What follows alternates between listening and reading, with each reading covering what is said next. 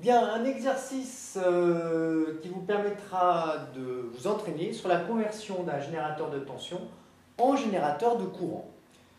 Cette conversion va vous permettre de calculer rapidement la valeur du courant I traversant cette résistance avec toutes les valeurs de tension et de résistance qui sont écrites ici.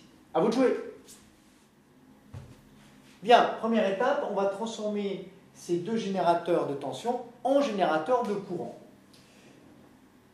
Eh bien, ce générateur de tension, il est équivalent à un générateur de courant de force de courant électromoteur E1 sur R1 en parallèle avec une résistance R1.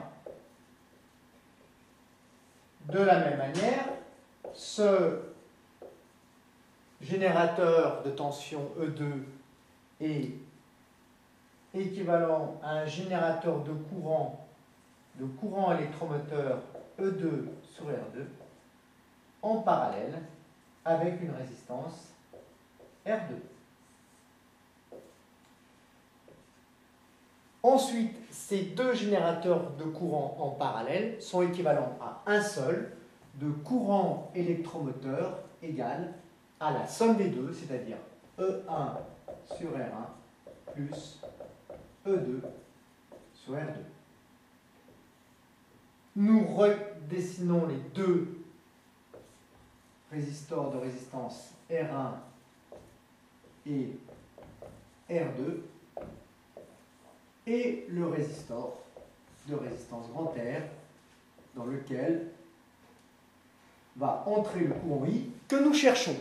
Dernière étape, ici nous avons un montage de type diviseur de courant, voir la vidéo sur le diviseur de courant, et le diviseur de courant nous donne instantanément la valeur du courant I qui est égale à quoi? Eh bien, la conductance ici, 1 sur R, fois le courant fourni au circuit, c'est-à-dire E1 sur R1 plus E2 sur R2, divisé par la somme des conductances ou la somme de l'inverse des résistances, c'est-à-dire 1 sur R plus 1 sur R1 plus 1 sur R2. On passe au calcul. Ici, 1 sur R est à quelle valeur? Eh bien, 1 cinquième. 1 cinquième fois E1 sur R1, c'est-à-dire 10 divisé par 10, plus E2 sur R2, 20 divisé par 10, divisé par 1 sur R, 1 sur 5, plus 1 sur R1, 1 sur 10, plus 1 sur R2, 1 sur 10. Ce qui nous donne le courant I égal, après calcul, 1,5 ampères. On aurait obtenu ce résultat avec beaucoup plus de calculs si on avait utilisé les lois de Kirchhoff, c'est-à-dire les lois des nœuds plus les lois des mailles.